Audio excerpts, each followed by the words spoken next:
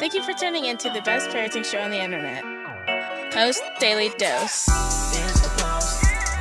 It's the Post. It's the Post. The Post Daily Dose. It's the Post. It's the Post. It's the Post. The Post Daily Dose. It's the Post.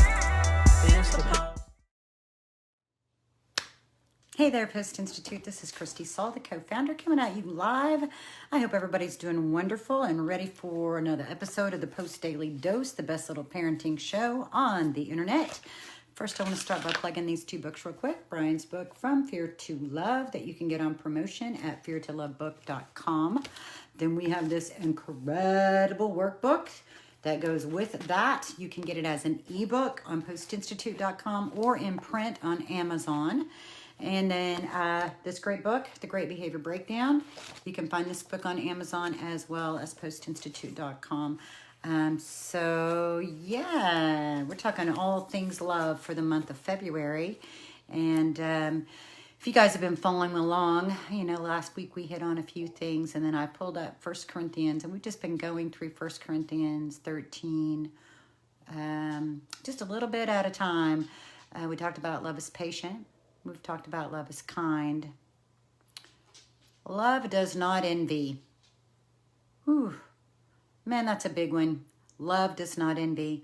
I'll tell you what, I spent a lot of time thinking about envy and what envy does and why, in my opinion, in my humble opinion, it's also talked about as one of the 7 deadly sins, right?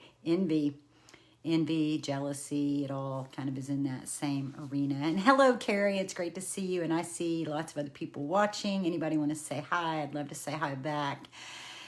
What envy does is it steals your focus from your own life. It puts you in a position where you think somebody else's life situation is better than your situation. And it puts you in a position where you're not gaining the full amount of joy that your life situation has to offer you, and to honor where you've been planted. And hey, Emily. And I think that social media really plays a big part in inviting us into places of feeling envy, watching other people do things that, you know, and maybe there are things that you had dreamed that you would be able to do with your child. But because your child is your child, they came to you as your child the way that they came to you, whether through biology or adoption or foster care or being a step parent. There's never a guarantee of what kind of person your child's going to be, what their abilities are going to be, what their interests are going to be.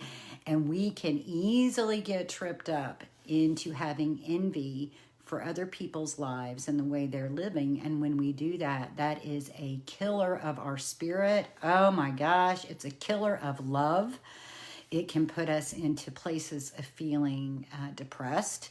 It can cause us to feel like we're not measuring up, like we're not good enough, when in fact, you are 100% good enough, and you've been called to a very unique role.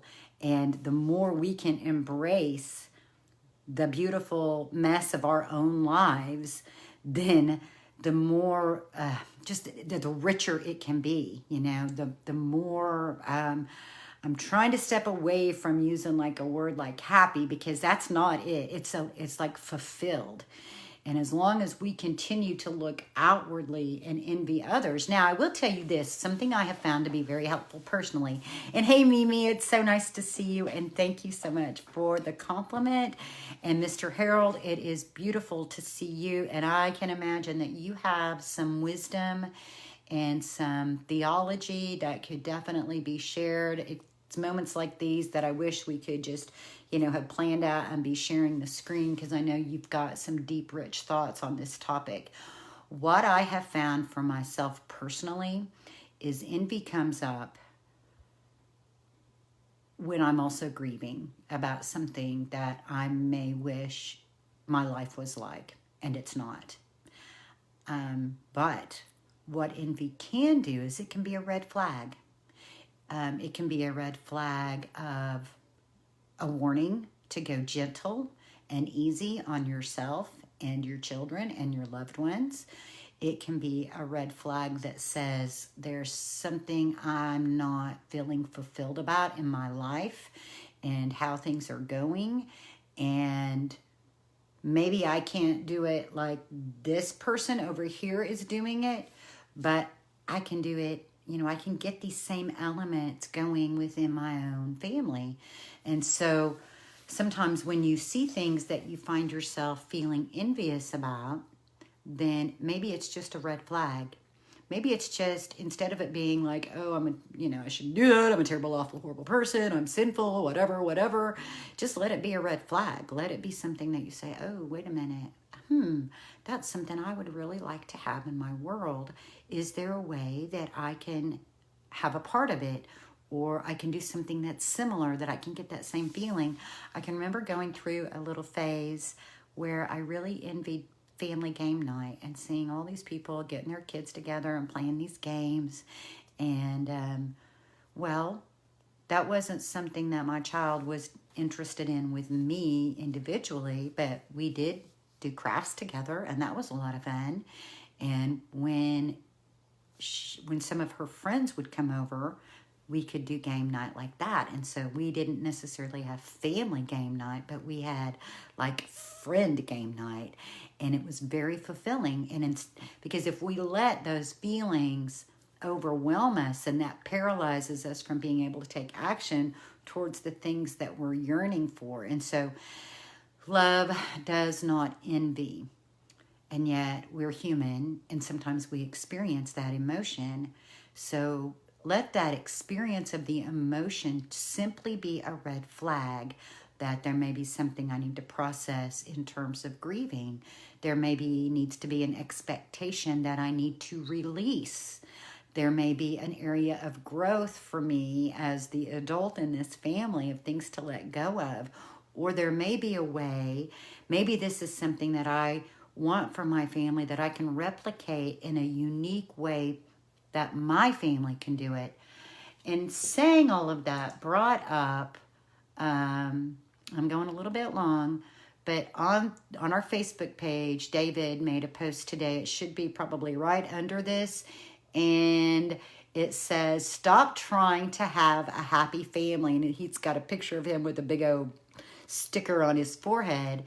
And the subject line is so like, what? What are you talking about?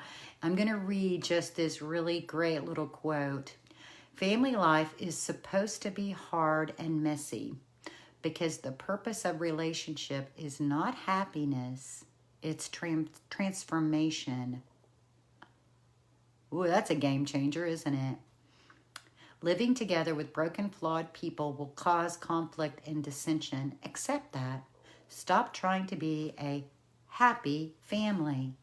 Have you ever noticed that the work your tailbone off trying to make everyone else happy and yet you're not happy? In fact, by trying to change everyone else, you make them and yourself unhappy. What if you embrace your child's flaws as a way of changing yourself and in turn actually changing the entire family? So I encourage, that's just a little bit, it's just a little snippet from that article. I encourage you guys to go take a read. Emily said, sometimes when I'm super grouchy, I realize the root is often grief and envy. Yes, I have experienced that same feeling, Emily. It's that we get too focused outside. And when we do that, we miss the beauty of what we have right in front of us. We miss the beauty of what we have right in front of us. And if you're parenting children who come from tough places, you are stepping into a part of society, a part of humanity that you may have only known a little bit about on a superficial level. And so you're being called to pour light into darkness. And sometimes that's really big work. And that work doesn't always leave time for and space for, being on the Little League team or going to every birthday party. And sometimes the things that we feel like we're missing in our lives are just, they're things that, they're just not things that our kids are able to do. Another thing to think about is if those things are things that you really feel called to. I remember talking with a dad, and he was talking about how he really loved going to the like the Christmas parties that the adoption agency would put on. That he found that to be fulfilling to him. It filled his spirit, it filled his heart, it re-energized him for his big purpose in life. But his kids did not like that. And so I feel like as parents, we also have to create space where we're able to do things that give us fulfillment, even if they're things that our kids can't do. We have to have a balance in that, though. I mean, we don't want to just abandon our children to a nanny or a babysitter or whatever so we can be out there doing all the other stuff. So there has to be a balance. And just like I wouldn't want a parent to feel like they have to be tied at home and not getting to have fulfillment in their life, neither of those extremes is going to be the best scenario. So finding that balance where you're able to do the things that give you fulfillment in your life, even if they're things that your child's not interested in or not able to do, is okay. As long as you keep that balance where you are still engaging with them in the things that you guys can do together. Mr. Harold says, this work is what ministry is like in the field outside the church. Indeed. Indeed. This is a ministry, isn't it? It's a calling. It is definitely a place of walking in a deeper purpose, helping people who have experienced harm to their souls, helping people whose souls have been bypassed by adults, helping us all realize that life can be messy. And as parents, we may be in the midst of shining light in places that there have been great darkness, and helping our children be able to come to us. I also posted a podcast or a daily dose that Brian did several months ago that just, when I went back and re-listened to it, it just really grabbed me. And there was a lot about it that I loved, but the one thing he said that I felt like was really so profound was he said, the world in general is so entrenched in fear, even in the world of like mental health professionals, even in pastoral care. There's a large amount of fear that keeps us and our children sense that. And so they don't bring the things to us that we really need them to bring to us. That it's like they don't think we can handle that darkness. They can sense that. And so they keep it to themselves when really we need to hear that. We need to know.